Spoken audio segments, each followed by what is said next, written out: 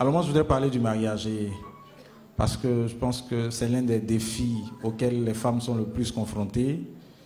Et on constate souvent que certaines sœurs, au moment de faire le choix, prennent beaucoup de temps de trier, surtout quand elles sont encore dans la fleur de l'âge. Elles se disent qu'elles peuvent encore trier.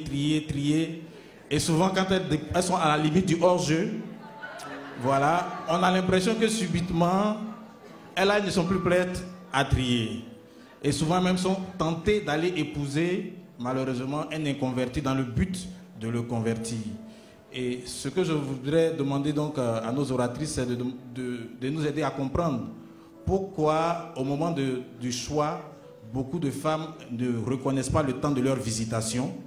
Et pourquoi, quand le temps ou la saison est en train de passer, elles sont souvent prêtes à tordre ou même à renoncer à certaines de leurs valeurs pour pouvoir juste se marier. Et quels conseils donc vous pouvez leur donner pour qu'elles puissent savoir mieux aborder et gérer la saison du mariage?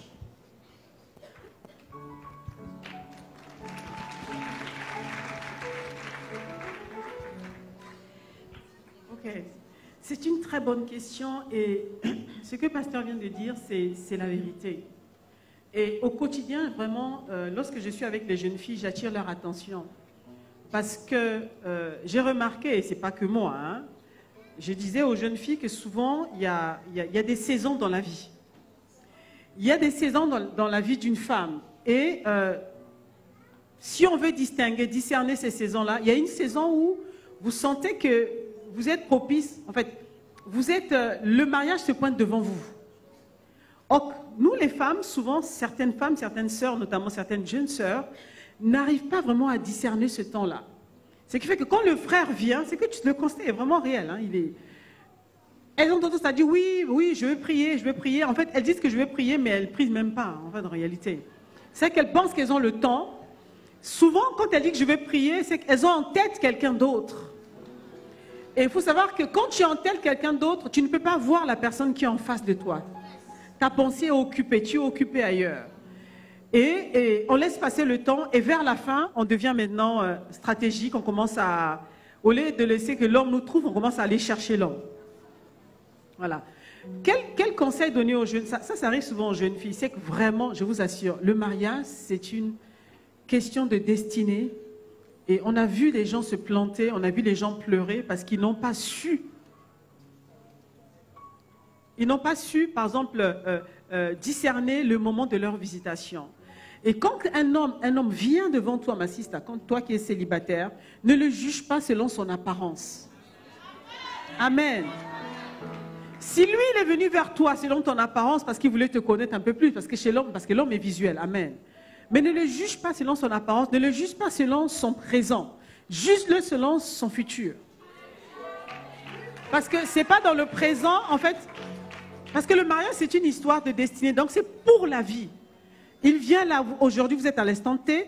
À peine que tu as dit oui, vous commencez déjà à vous projeter. Vous allez déjà. Donc, assure-toi que cet homme va quelque part. Cet homme a un rêve. Cet homme a une vision au-dedans de lui. Et c'est ça que tu dois vérifier, checker. Donc, quand un frère vient, au lieu de lui casser le cou comme les jeunes filles font souvent, prends le temps de parler avec lui. Écoute-le. C'est en parlant avec les gens qu'on peut saisir ce qu'ils ont à l'intérieur d'eux, leurs aspirations les plus profondes, leurs désirs, leurs rêves. On peut vraiment commencer à tâter cela. Prends le temps de prier et vraiment écoute la personne, parce que ne le juge pas là selon son présent. Amen. Amen. Ça, c'est un conseil que je vais donner aux jeunes filles. L'autre conseil, amen. Le conseil aussi, c'est que le choix d'un conjoint, c'est une décision la plus importante de notre vie. C'est ce qui, comme pasteur Cassano a dit, c'est ce qui va décider de votre destinée, surtout si vous voulez avancer avec le Seigneur. Et le terme trier, c'est difficile. Ça devrait plutôt de dire, est-ce que c'est un homme selon le cœur de Dieu? Je pense que le premier critère, c'est un homme selon... Est-ce que cet homme-là est un homme qui aime Dieu? Ceci étant dit, B, il faut qu'il y ait de part et d'autre une attirance physique. Mais avant tout, comme moi, mon mari et moi, ce que j'ai aimé le plus de mon mari, c'était un homme de prière. Et après 30 ans de mariage, à tous les matins, Je me lève et je l'entends prier en bas. Et quand tu as un homme de prière, tu as un homme qui est sensible à l'esprit. Donc, tu as un homme qui va t'écouter, que Dieu peut lui parler, il peut dire hey, « tu as été dur avec ta femme, va lui demander pardon. » Et la même chose pour une femme de prière. Donc, ça prend... l'idée, c'est rechercher quelqu'un aussi, un compagnon de vie. Parce que le mariage, c'est pas non plus une œuvre humanitaire. C'est-à-dire qu'on est là pour aider des gens. Mais vous comprenez ce que je veux dire? Vous n'êtes pas des sauveurs. C'est Dieu qui sauve mes sœurs. Et faut que tu aies un compagnon de vie, le meilleur ami qui va être avec toi, que tu aies des points en commun. Vous savez, c'est plus difficile. Je sais pas si vous avez cette expression-là. Chez nous, on dit qui se ressemble, s'assemble, et les contraires s'attirent. Je vous dis juste, les contraires s'attirent, c'est beaucoup plus difficile dans un mariage. Ça veut pas dire que ça fonctionne pas. Mon mari et moi, on était les contraires s'attirent, mais on a dû travailler plus fort. Et il faut avoir des affinités.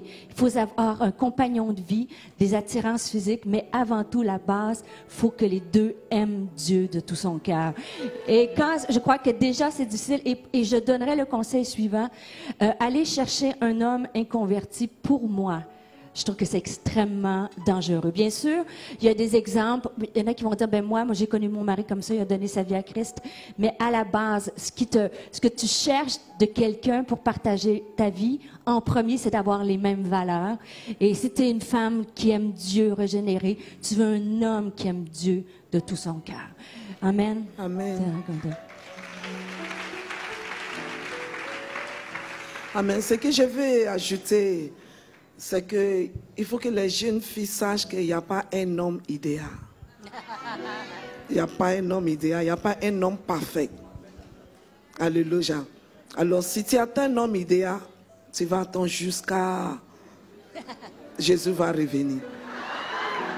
Alors, ce qu'il faut faire, c'est que déjà, tu as un minimum de ce que tu veux voir dans un homme. Tu sais où le Seigneur est en train de t'amener, la destinée que le Seigneur t'a appelé à accomplir, et que cet homme aussi va dans la même direction, et que toi aussi, tu peux l'aider à atteindre sa destination, ou bien sa destinée. C'est déjà les choses essentielles, parce que vous deux, vous êtes dans le Seigneur, et il a le minimum qu'il faut. Il y a quelqu'un, amen, qui est...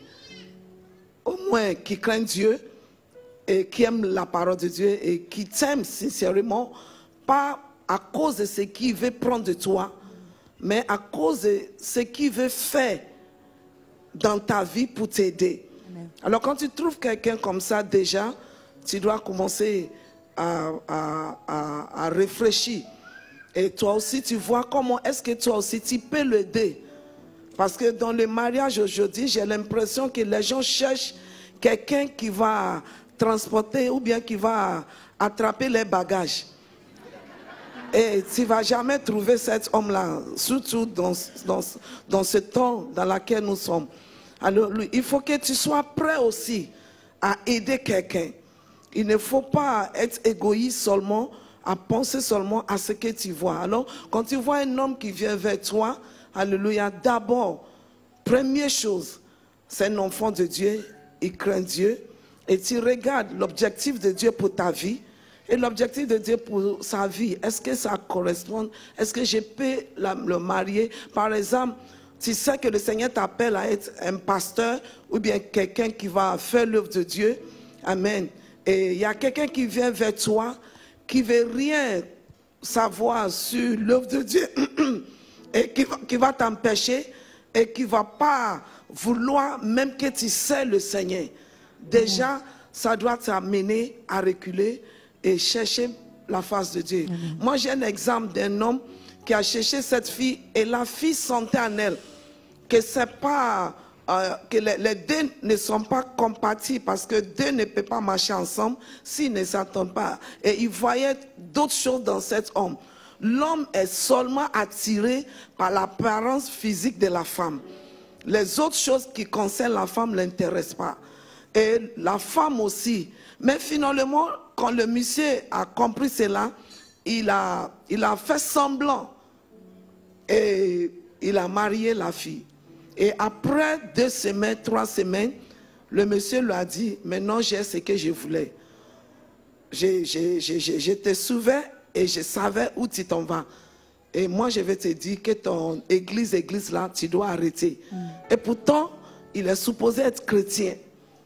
Et vous voyez, donc il y a beaucoup de choses comme ça qui arrivent, qui amènent les filles à ne pas à décider vite. Mais nous avons nos bergers, nous avons nos pasteurs. Ils sont là pour nous aider. C'est à nous de venir vers nos pasteurs et les faire comprendre nos situations et ils vont nous guider. Ils sont là pour ça. Mais beaucoup de nous, nous prenons nos destins à main et on décide et on est là et le temps passe. Alors, tu as besoin de ton berger. Tu as besoin de parler avec ton berger. Dans mon livre, j'ai mis le test, pastoral test. Le test de ton pasteur. Alléluia, pour que ton pasteur te dise si ce que tu sens, si ce que tu es en train de voir correspond à ce que Dieu entend de faire dans ta vie. Parce qu'il est ton berger, il connaît ta vie. Il peut mieux te conseiller.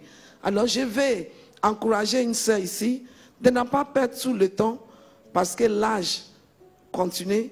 Et aujourd'hui tu as 16 ans, demain tu vas devenir 18 ans et après. Et tu ne veux pas aussi être 40 ans avant de se marier. Alors il y a des choses minimum qu'il faut voir dans un homme. Si ces choses-là sont présentes, déjà, c'est quelque chose que tu dois commencer à prendre au sérieux et informe ton pasteur, ton leader, pour qu'il puisse mieux te diriger. Alors, quand ton berger te dirige, il ne va jamais te mal diriger.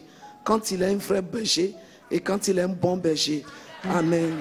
Amen. Amen. J'aimerais rajouter, si je peux me permettre, un mot pour des femmes qui veulent exercer le ministère à toutes sortes de niveaux, des femmes qui se sentent appelées à une carrière professionnelle.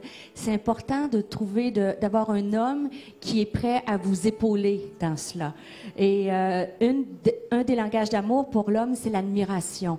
Et souvent, lorsque la femme est en milieu des affaires ou pasteur, faut avoir trouvé un homme qui est bien en lui-même.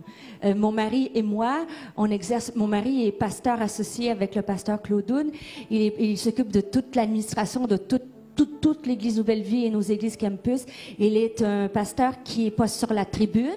Il est plus discret, mais il y a beaucoup plus d'influence que moi au niveau de la direction pastorale. Moi, je suis dans la communication. On me voit plus souvent.